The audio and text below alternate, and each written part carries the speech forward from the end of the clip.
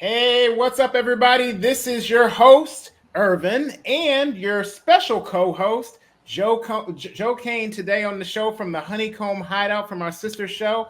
And this is Shining Spotlight, the show that we highlight creatives in the industry in order to inspire you guys. Today, we have a very special guest in the building, one that's a true pioneer of the industry that some of you guys may know about, some of you don't, but you definitely know about what he created. If you've ever heard of Anime Expo, he created a convention called AnimeCon, which later on evolved into Anime Expo, the largest convention in North America in terms of anime. It's very pivotal. It's brought over so many different guests in the industry, and it's been something that's shouted out, screams throughout the industry that's caused other anime cons to pop up over the years. So going all the way back to like 1991. So today we welcome the legendary pioneer Mike Tatsugawa to the show. Thank you so much for coming on today. Hi, Irvin. Hi, Joe. Thanks for being on, Mike. My pleasure. So I'm really curious, like Mike, with obviously how long you've been in the industry, and the industry's evolved and changed over time so much. Like there used to be a point in time where anime was probably considered to be a lot more niche than it is today. So what was it like back when you first, before you even started the convention? What inspired you to get into this medium and to start an event like Anime Expo or then AnimeCon? Well, you could say I was kind of born into it. I'm a two and a half generation Japanese American.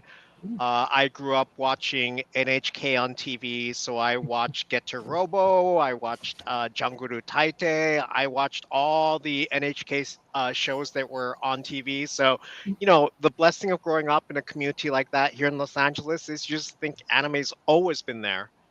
And then, in the 80s, this amazing thing called Robotech was on TV, and we were all completely blown away with like a animated show with a long-term plot line that didn't just end in 30 minutes. We were completely blown away. And then, it was funny. One of my friends and I, we both loved watching anime, and he said, "Hey, I heard Macross, the real thing behind Robotech, is available in some stores.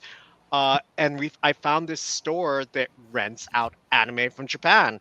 So we would drive from LA to San Diego, which is a couple of 100 miles on Fridays. We'd pick up anime tapes, VHS tapes. We would bring them back to LA. We'd copy them, and then we drive back on Sunday and return it. So, that was a long schlep. That's 350 miles per weekend. Ooh, that's a commitment. So it was a commitment, but there were no tapes. And, I compare that to my friends on the East Coast and maybe from your neck of the woods. People like me would drive 300 miles to get the tape, but then we might share it with our friend in Nevada, who might share it with their friend in Utah, who might share it with their friend in Michigan, who might share it with their friend in New York. And then the poor schmuck in New York has like a sixth generation anime tape. And yeah, the good old days. So in the beginning, it was two of us, my friend Patrick and I. And later on, when I went to college, we found a larger community, and we said, "Hey, let's make a club to watch anime together." So it went from two people to a few people. And then other clubs, other groups in other colleges said, "Hey, we'd like to get anime too." And we said, "Sure, we'll share tapes with you. Just share it with the students there." And then that created a whole network of clubs called Cal Animage, and we were all over the West Coast. And then at one point, we're like, we all love to promote anime. Why don't the clubs kind of get together? Let's do something.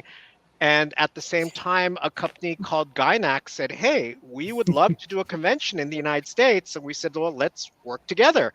So that's where AnimeCon was born. So we, Studio Proteus, and Gynax got together through the first big convention. And, oh, sorry, I forgot. And in between, we start working sci-fi cons. So in the Bay Area, we had Baycon, Silicon, and we said, hey, could you give us 2 rooms and we'll just show anime all day? And we got even more anime fans, and some sci-fi fans became anime fans.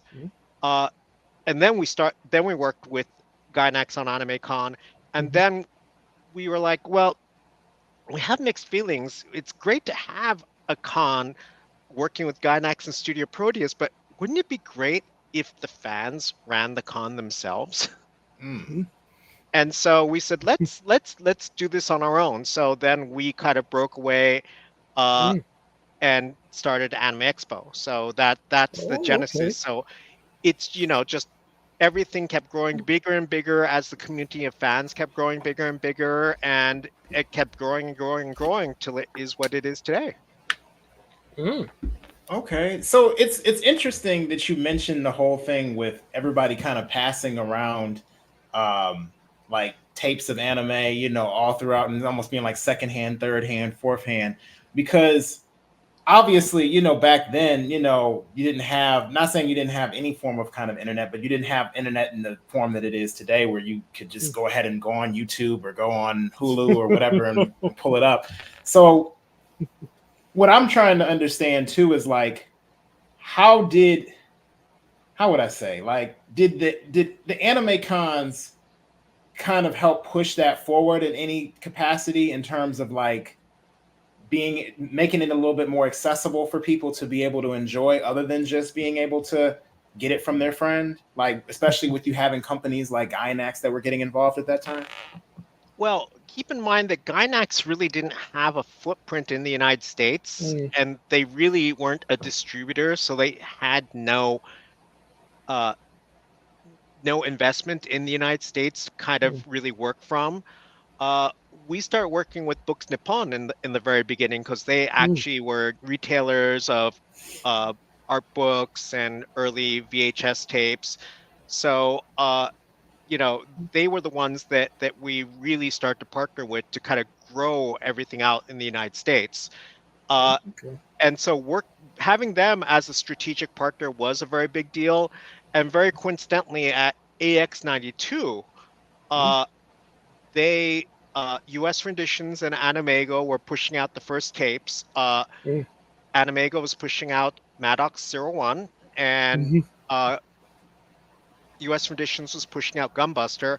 And so they were the first companies who were like, hey, we have this new product called anime that we want to sell to the US audience. And so they were very interested in our activities. They really wanted us to succeed. They wanted to go with us. And kind of at the same time, you had Viz, which was pushing out the first Japanese comic. So Nausicaa, Valley of the Wind was one of the first comics that was being pushed out by Studio Proteus and Viz. So that was a burgeoning business that, wanted to start growing with us. And as far as helping things to grow, one of the really funny stories we found was, I mentioned before that, we had to hook up VCRs to VCRs to make copies of videotapes. So at the first Anime Con and AX92, we were at the Red Lion Inn, and we just asked them, you have like an in-house network that just runs ads and stuff like that. Can we put stuff on it? And they're like, we don't care. So then we made a dedicated anime channel that just broadcast anime over the airwaves all day. And 2 weird effects were, there were some people that just never left their room because they've never had the opportunity to just binge watch anime all day. But also coincidentally, the hotel said they had a power drop in their signal. And what happened was, a lot of engineers were anime fans. So there was something called a vampire tap. I have no idea what that is. But they figured out how to tap into the hotel's cable TV system. And so basically what they were doing is they would run VCRs 24/7, recording every single thing. Because now people, instead of having to wait for a 6th generation to take 6 months to go across the United States to New York, they would just fly to California, attend the convention and then just record everything off the air and take it back and give it away. Oh man. So we really got to influence a lot of the content that was being watched all over the country at that time. So in a way, it was less about you guys kind of spearheading that. Kind of a lot of things were all coalescing all at the same time. Like how they say, a lot of y'all were all having the same thoughts around the same time. Yeah, and it's a brand new fandom. So you never know what it's gonna, how it's gonna manifest itself. But keep in mind that the earliest need, and I say need very strongly, the earliest need for anime fans to get together was just to get access to anime. I mean, it's not like it is now where there's like 20 channels you can go on. You can go and buy a tape from Sony, Warner Brothers, or Disney and get anime that way. And you can even subscribe to networks in Japan.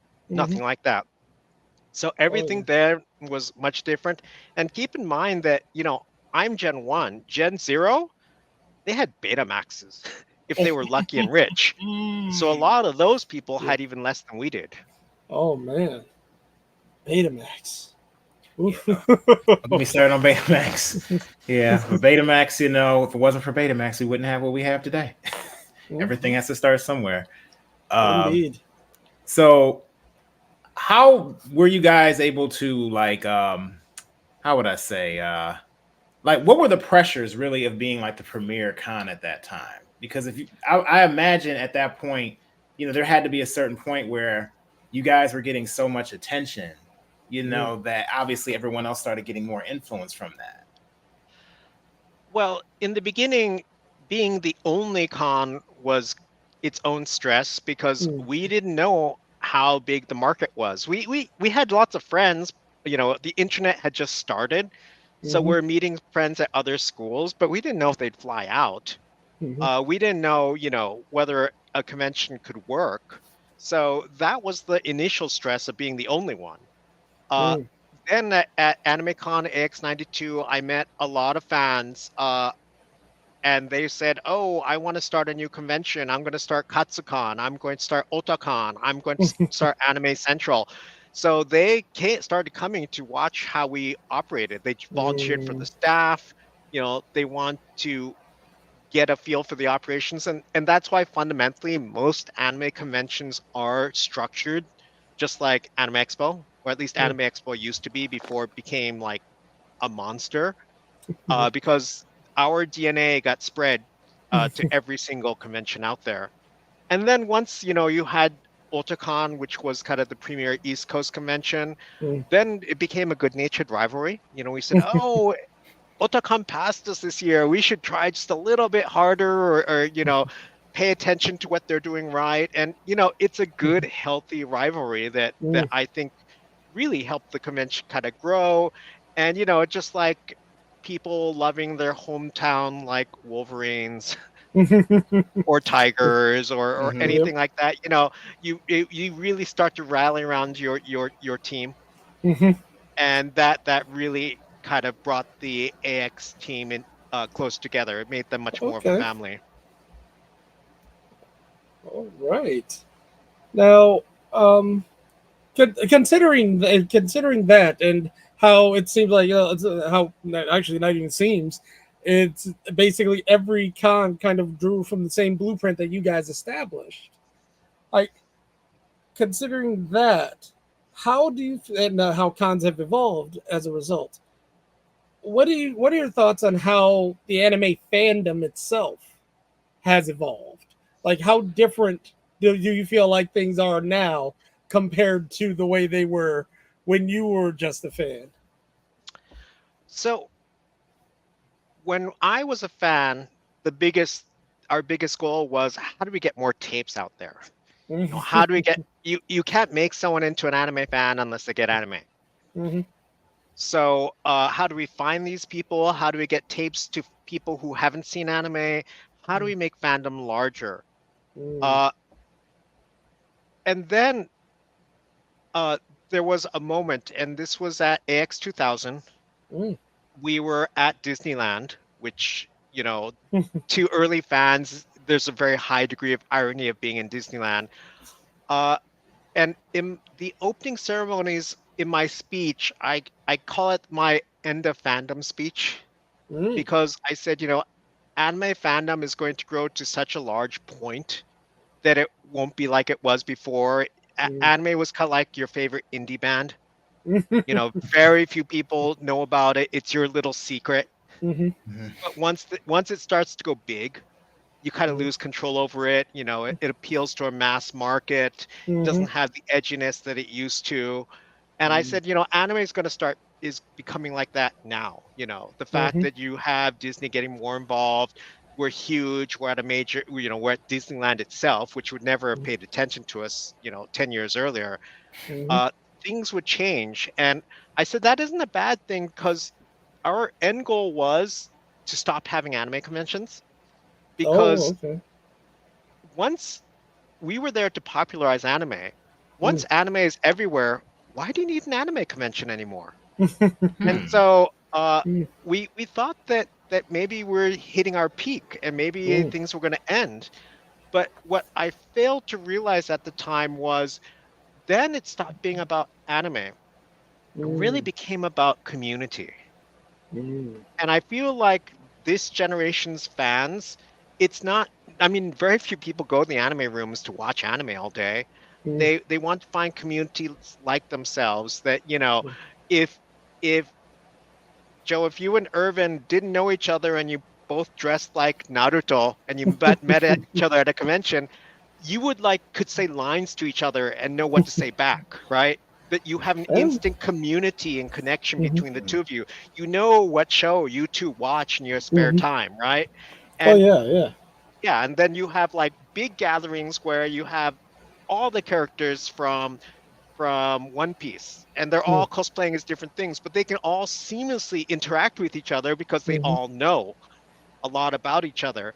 And so now you've got these communities where, you might have a Yuri on Ice community that might have one kind of focus, and you might have a One Piece community that's a lot more mainstream. And you can kind of choose the show that kind of reflects your values and your community. And now, especially, I've been talking to people past God, 4 to 8 years, the whole world has changed. Yeah. You have people looking for safe spaces where they can talk about what they want to talk about and not worry about being shut down. Yeah. And having an anime community where you kind of instantly recognize, hey, we have the same values because this show is about this. That's kind of amazing. Plus, you also have a pandemic generation who maybe the social skills are a little different, but Yeah. if you all watch the same show, you already, you understand each other without even having to have been friends with each other. And so I think today's anime conventions are very much about community. And to a lesser degree, my generation was a watching generation. And this generation is more like a hands-on interactive.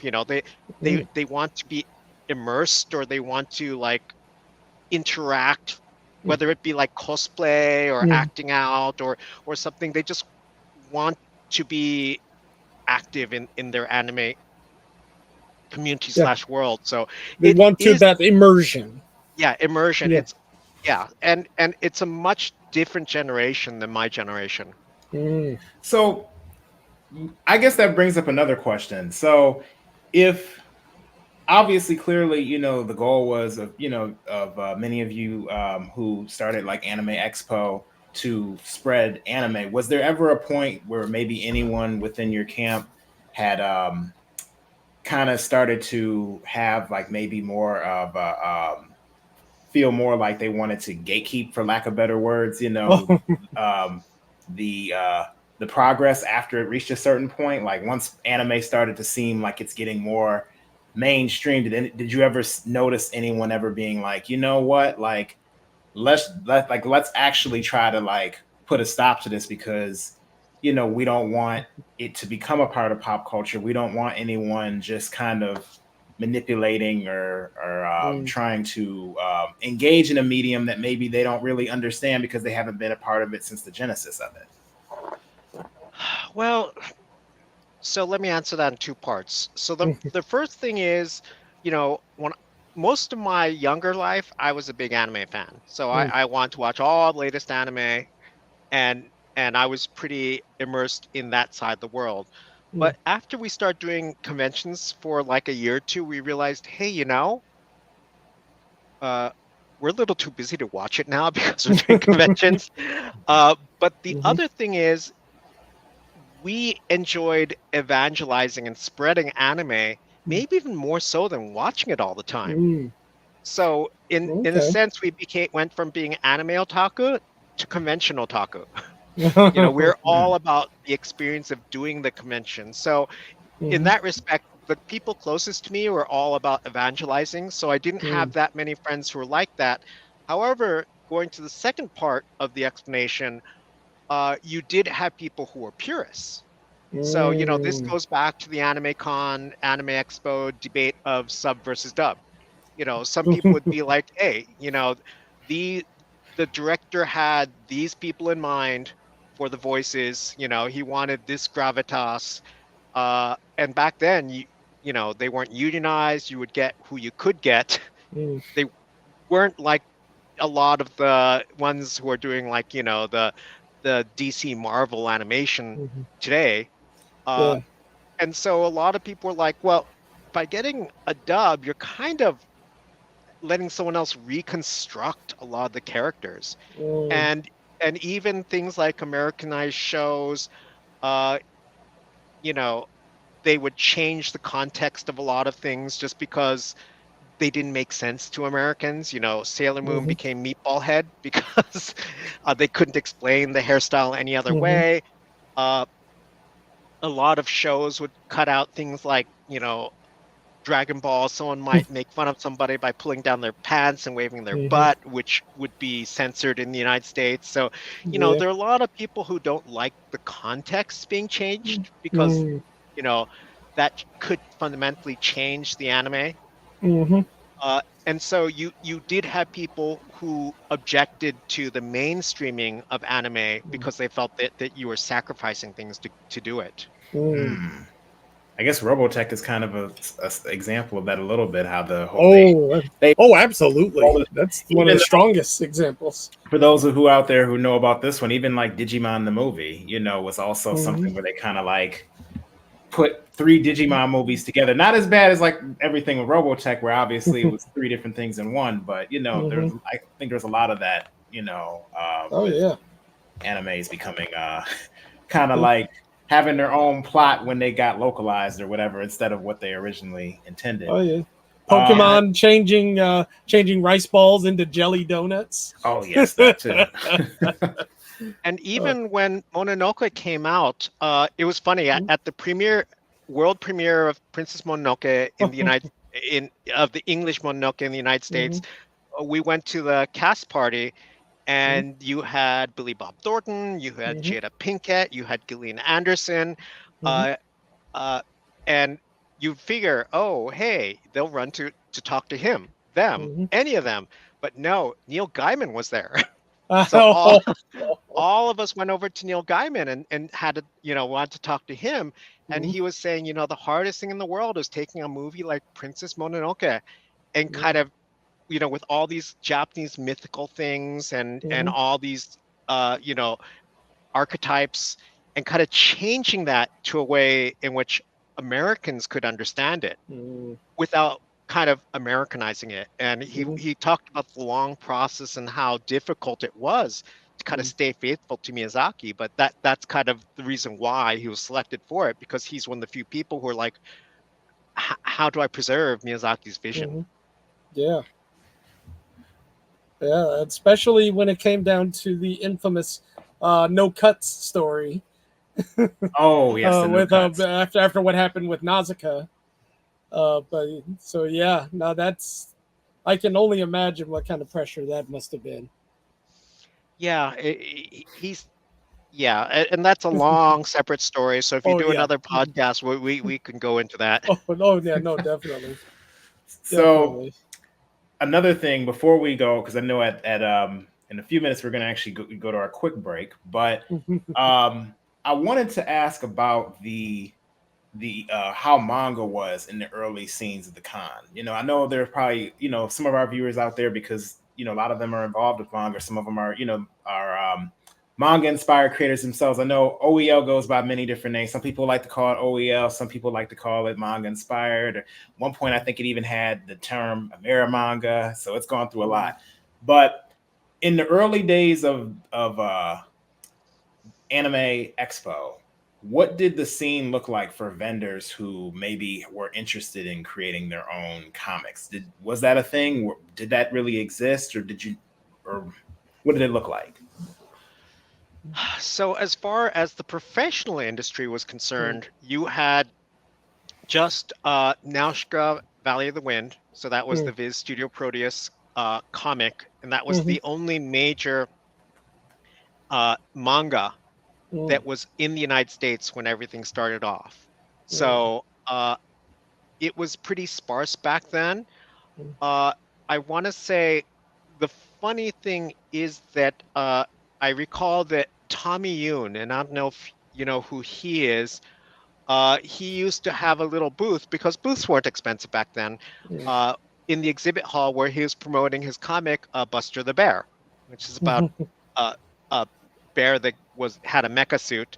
But Tommy was a great storyteller, and so later on, Tommy was hired by Harmony Gold to work on like the subsequent Robotech shows, like the what was it called, the Robotech, Shadow Warriors, or the series after Robotech. Oh, So okay.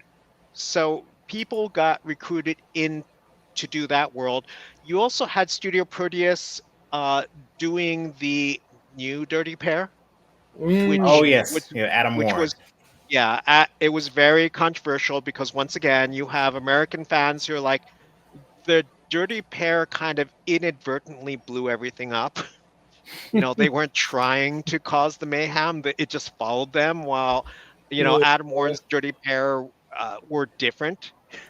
And of course, a lot of people felt very strongly about that. But of course, Studio Proteus licensed it, so it was a legitimate Yeah. iteration of the Dirty Pair. But for people who loved the original Dirty Pair, it wasn't them.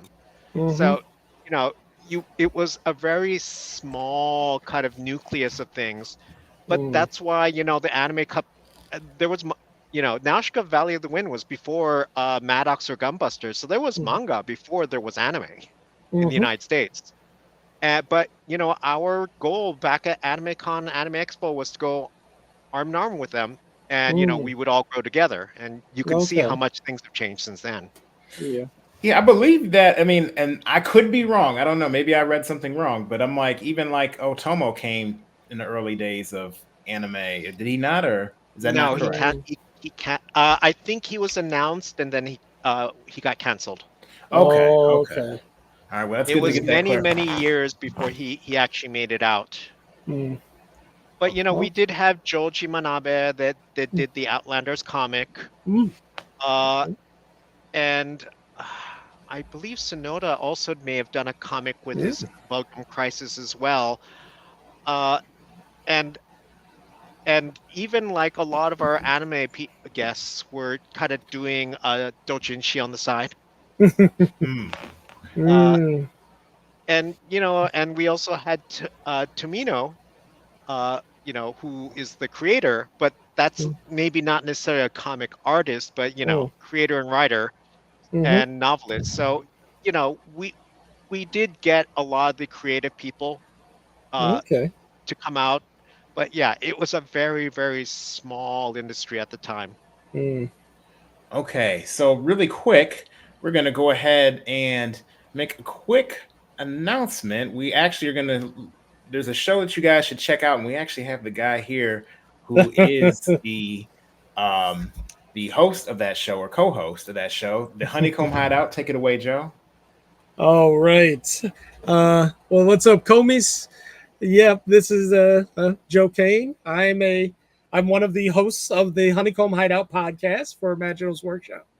Myself and my co-host Christine Kitchens, we like to talk about pop culture, current events in the world, and sometimes we like to wax philosophical over the creative world topics, and maybe, and also much like Irvin and Shining Spotlight, raise some awareness about the actual creative pursuits and what it takes to be able to really put yourself into your work.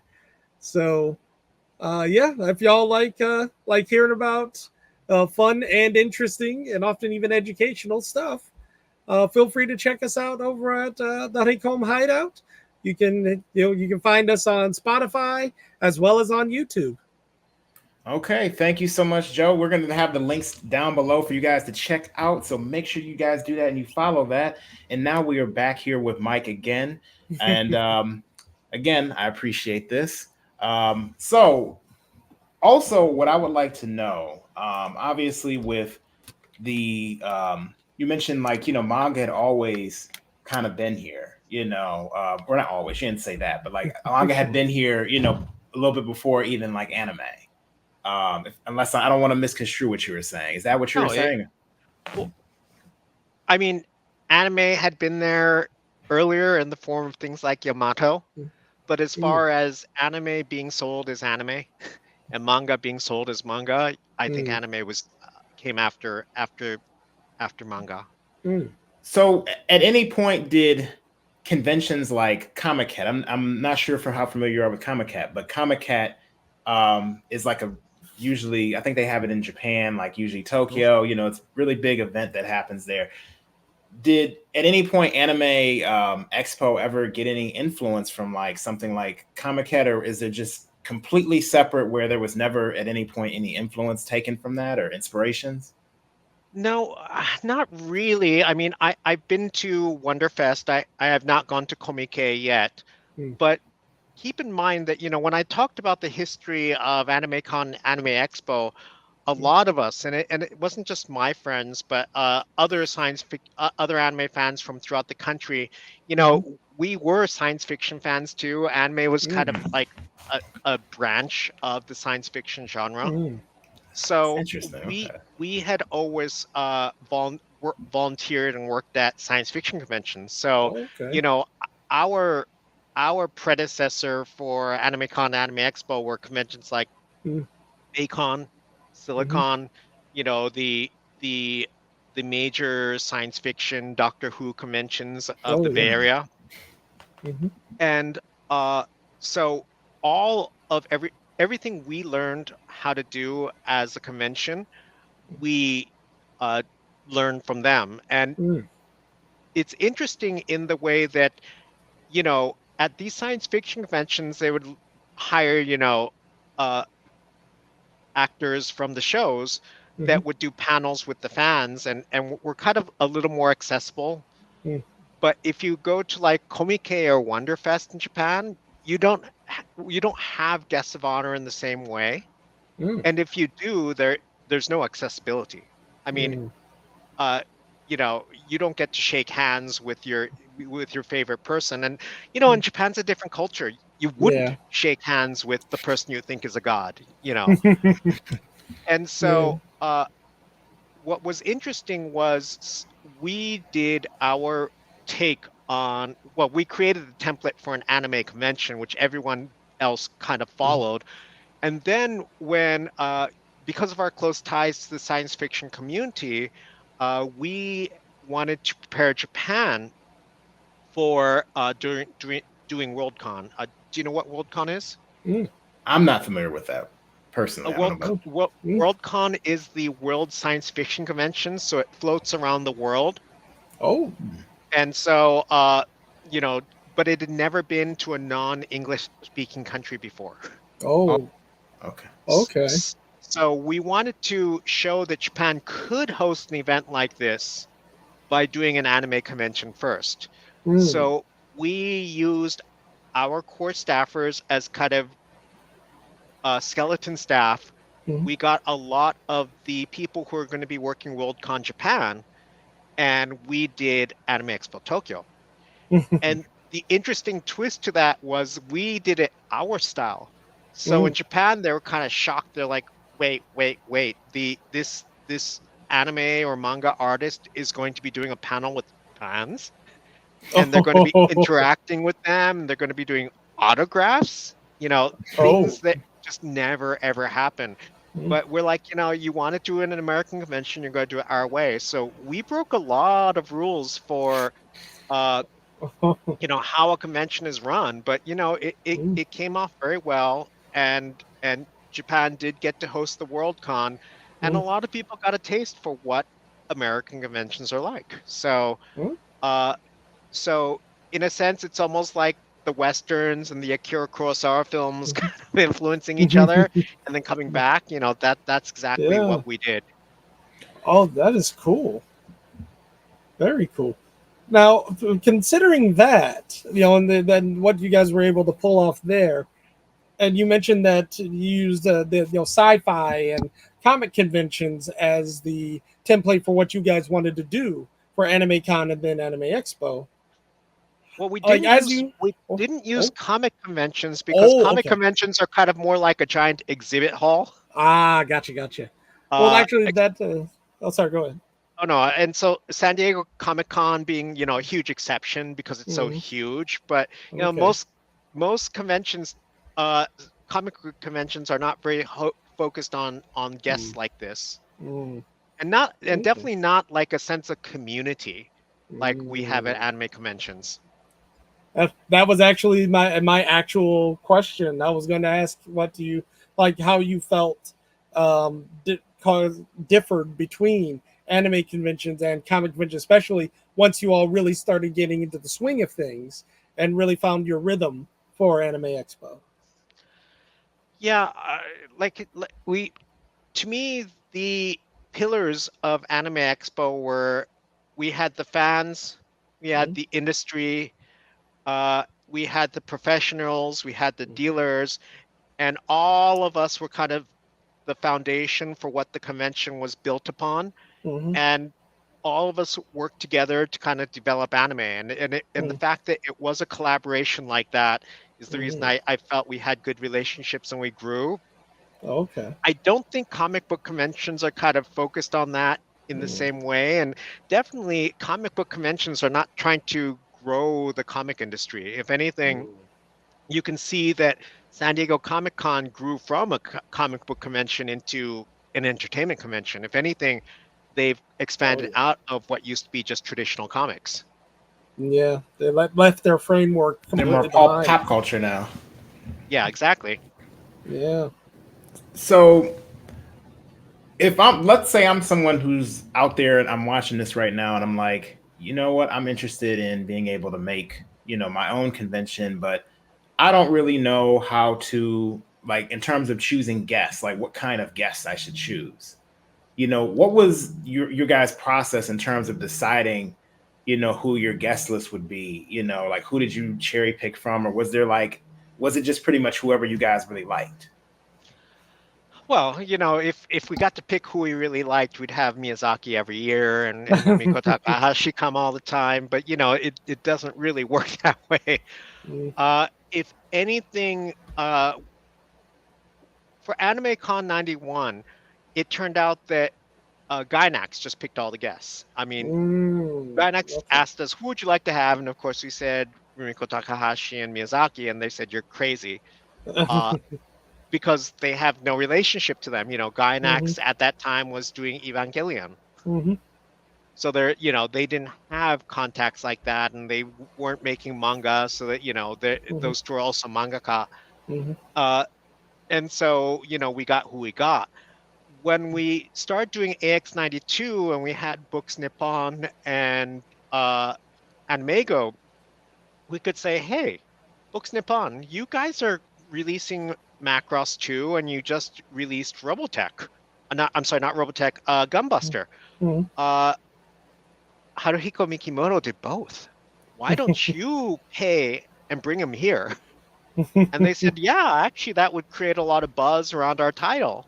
this. And and as a creative creator, Mikimoto's like, oh, I would love to promote my own work and maybe get a free trip out to LA and kind of explore and see what the United States is like. So then we started to partner with companies and to see what they want to promote. And of course, they've done their research. They're putting a lot of money behind a title. Oh yeah. So of course, if Pioneer is going to build the whole Tenchi Muyo universe, then they might say, hey, we're going to bring a lot of Tenchi people. We're going to bring the voice actors. We're going to bring the creators. We're going to bring the directors. And then from there, we could kind of start saying, okay, let's look at what every company wants to do. Let's ask them if they want to bring people in relation to that. And then, we can be ahead of the curve with a lot of our guests and bring back some fan favorites on our penny. But, this really helped us to grow. And, one of the key things was I knew we were at a competitive advantage over someplace, let's say Michigan, because, we're a tourist hub. It's easy to fly. There's direct flights from Tokyo to LA, and people come all the time. We have a large Japanese community, so it's easy to get them to come over. And companies like Books Nippon and Pioneer, they're headquartered in LA. So it was really, really, really easy to partner with them, and that was our competitive advantage. So we worked it as best we could, and we kept getting these fantastic guests who kept coming out. And other places, what tended to happen in the beginning was they would get American voice actors because they were kind of local to them, and they could pay $300 for a flight instead of $2,000. And it's just a numbers game at that point. Yeah, and that I want to say is the hardest thing with running a convention is you usually do it because you're a big anime fan, but being a big fan does not make you a smart business person. And in the end, it's still a business. Unless you're so filthy rich you don't know what to do with your money, you gotta make it self-sustaining. You gotta make money. I'm so glad that you said that, because a lot of people who listen to this show, we say this a lot, where I'm like, there's a difference between, being a professional and being a fan, like being involved, like, fan, you might enjoy it, but like, even like whether you're doing like what we do, like manga or comics, or, some of people in our system to do screenwriting, or, if you're creating a convention, it's not, you have to do what's going to kind of serve, the business. You can't necessarily just do, whatever you want, because you might, and then on top of that, it's important not to fan out in front of everybody. It's like you're a professional, because sometimes, we might all be fans of the medium, but, I'm pretty sure when you meet guests, they're talking business. They're not, looking to sit there and just indulge in, whatever you thought was cool that happened on your favorite anime. Yeah, and on the flip side, what's kind of interesting is when we would bring people from Japan, if their companies brought them, very often the companies are like, okay, well, we want you to do this and this and this and this and this and this while you're in the United States. And it's all work for them, but they're getting paid. So they're like, whatever. We would say, hey, we've got you for a day. What do you want to do? and be a fan of whatever you want to be a fan of, and what do you really want to do. And so one of them said, I want to watch Hideki Nomo pitch at Dodger Stadium.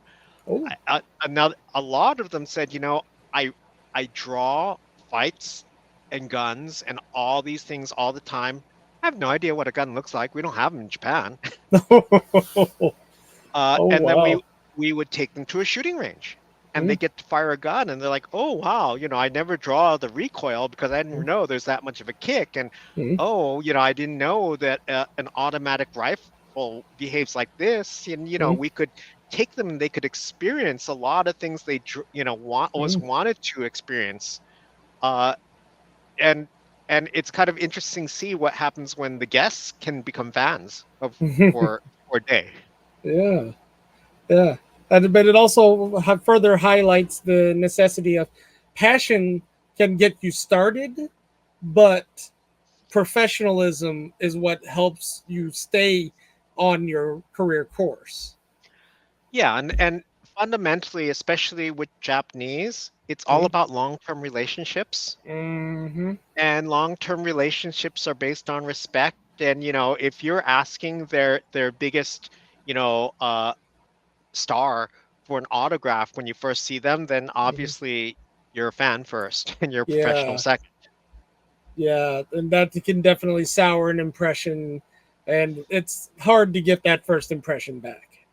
Yeah, and when what happens very often is, at the end of the weekend, if you've done a lot for each other, Hmm. you can say, "Oh, can I get your autograph?" Just to kind of remember this experience, and they'll be like, "Oh, you treated me so nicely. I'm Hmm. happy to sign something for you." But Hmm. at that point, you've earned it, Hmm. as opposed to feeling you're entitled to it, Yeah. and each goes a long way in terms of impression and long-term relationships. Hmm. Oh yeah, Oh, that and the is. other thing is a Japanese person won't say no. So even if Oh they yeah. think it's really rude, they'll still do it for you. But in the back of their heads, they'll be like, I'm not dealing with this person again. Yeah, and that's a thing that a lot of people don't take into account is in Japanese culture. I've actually spent time over there in my youth. Yeah, they are very polite. They are very socially oriented culture, and yeah, just because they're said they don't say no doesn't mean they don't have their own thoughts and feelings about what's happening. Hmm. And that's something very that really needs to be taken into account. Exactly. Hmm.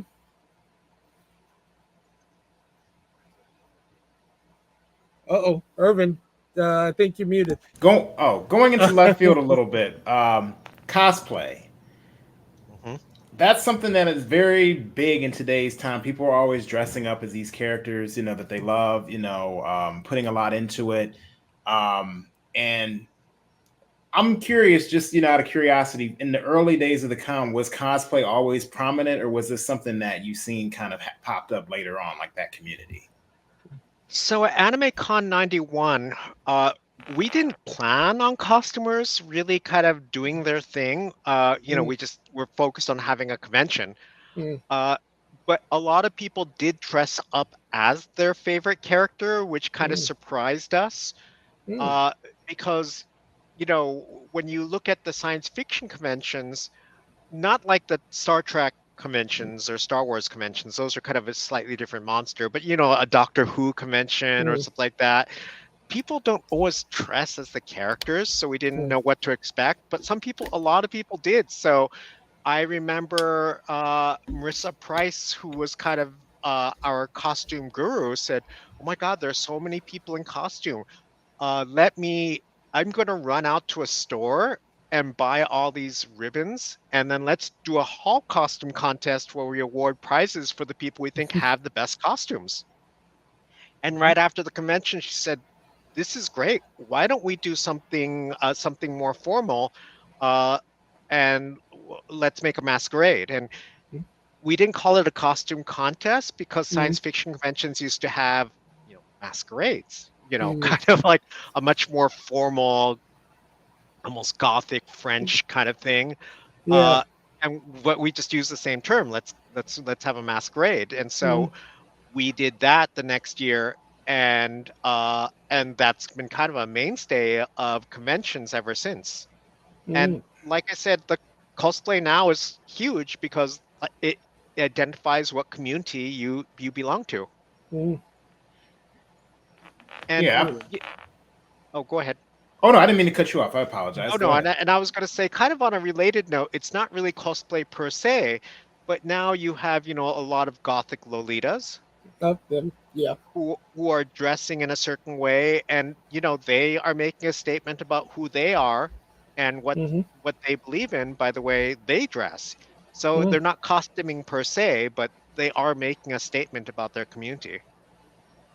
mm. Okay. That's a really interesting way of looking at it in that regard too. Oh. Yeah, and I've noticed cosplay. A lot of my friends get dragged into conventions via cosplay. They're like, "Hey, we're trying to make like all the characters in One Piece, Mm, and we need one person to be our, I don't know, like a whoever. Frankie or somebody. Yeah, one of the minor characters. So we can you just come with us to the convention? We'll pay for your badge or whatever. Just come with us and dress up as that and make the set complete. And I have a lot of friends who just got dragged into anime that way. So cosplay creates communities too. Yeah. Okay, so we're coming down in our last few minutes. Before we kind of ask our big wrap up question, our traditional question that we ask every every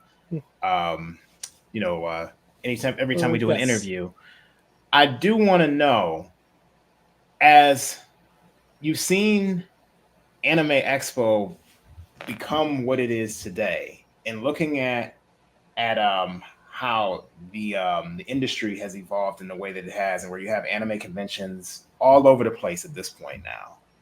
How do you feel as being pretty much the genesis of this? Well, I'm quite happy about it because, like I said at the beginning, our job was to make ourselves obsolete. Every fan should have access to anime, and I would argue that right now, anybody in the United States who wants to watch anime can watch anime. I mean, the technology has changed, the community has changed. I mean, uh, the world is much more open to Asian entertainment than they were 30 something years ago.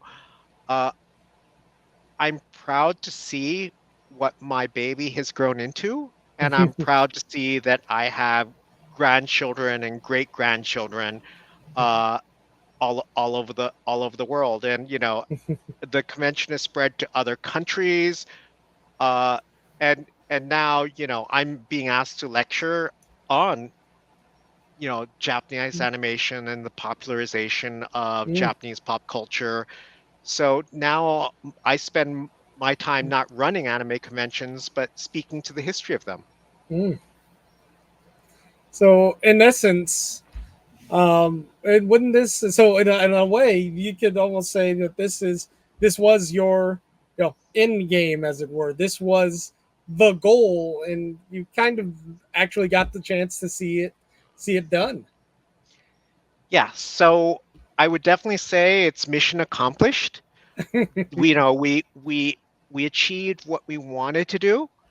And now, like I said, it's all about communities, because when you stop and think about it, going back to my friend Patrick and I, we were a community of 2 that became a community of 10, that became a community of 100, that grew to thousands. Now, and it's very easily probably in the millions. And it's all about creating someplace where everyone can belong. And so, you know, that was my goal, not my active conscious goal, but that's what we were always trying to achieve, was just to connect as many people as we could. And in that respect, we did achieve our end game. Well, that answers the traditional question. That's actually the traditional question. What is your end game? So you answered that right there. So I mean, honestly, like I appreciate it. Both as a fan and a professional. And I'm sure a lot of people out there that are watching that do as well. I think that I do. I'm gonna ask you one more question. How do you see from this point forward?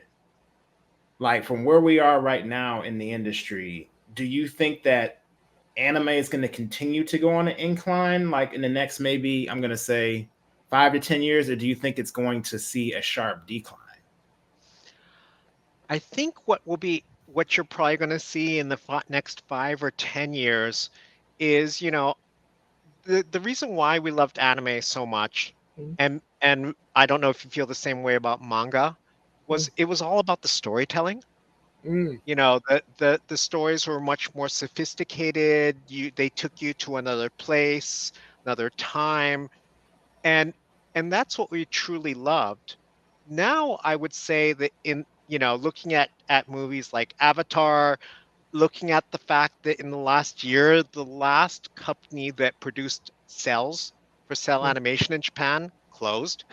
What you're going to see is that through AI and through all the new tools, you're going to see a generation of people being able to tell their stories that never had the ability to do so before. And so in that way, I think you're going to get stories from all over the world. I think you're going to get stories from non-professional storytellers, and anime as we know it, or even maybe animation as we know it, may cease to exist. I mean, Oh, you no. and I know we can go to ChatGPT and say, make me an anime drawing of this or that. And I really think that we'll start to get to that world. And I think it'll kind of be a renaissance because you'll have more stories than people could ever imagine and listen to. You'll have a lot of crap, of course, but I think you'll I think you'll get a lot of things from a lot of places, and Japan does not have a monopoly on having amazing stories. So we'll True. see where the next 5 or 10 years goes. But things as we know it will change, and even things like things like the Animatrix or a lot of the current Warner Brothers DC animation. You have American anime being made in Japan, right? Yeah. So what is it? All of our lines are blurring. So the next 5 to 10 years will be interesting. Okay. Well, thank you so much, Mike, for coming on.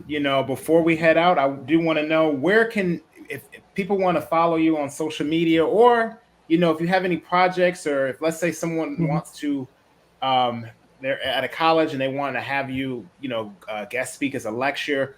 Where can they reach out to you? How can they follow you? What do you have coming out soon that maybe we can latch on to? I guess this is the time for you to let us all know. Well, as far as projects, I think I'm at the point in my life where I'm not actively running conventions anymore. If anything, I really want to kind of mentor. So I'm giving advice to young convention goers who are, or young convention planners on how to kind of make conventions. I'm also doing a lot of lecturing, working. I mentioned to you earlier before, working on the Macross Doom 2 DVD. We're going to be doing some of the extras to kind of document the early history of anime fandom. If people want to reach out to me, I'm on LinkedIn. I'm one of the only Tatsugawas out there, so I should be easy to find. Oh, okay. I don't friend everyone on Facebook, Oh, so that's not the best way to do things. And you know, uh, I I expect people will kind of just find me out there. I'm thinking of working on a book, but there's just so many other projects I'm working on the side, and I'll probably continue to give lectures in Japan. So okay. You'll probably hear from me here or there. Okay, well, I'm gonna say All right. thank you so much, everybody watching this. Make sure you let Mike know we appreciate it. For him coming on the show today. And with that being said, make sure you guys subscribe to the channel. If you're watching this on YouTube, or if you're watching this on Spotify, make sure you follow us on there so you get any updates. Next interview that we have coming out will be with Brandon Easton. He is a screenwriter. He's worked on Transformers. He has a show coming out on Cartoon Network. Ayanu. I can't even say it right now. I'm getting all tongue twisted, but he's worked on a lot of different projects. So you guys want to make sure you check that out. Thank you again, Mike, for coming on, and make sure you also follow the Honeycomb Hideout as well. With that being said, guys, thank you for watching Shining Spotlight today, and we will see you guys later.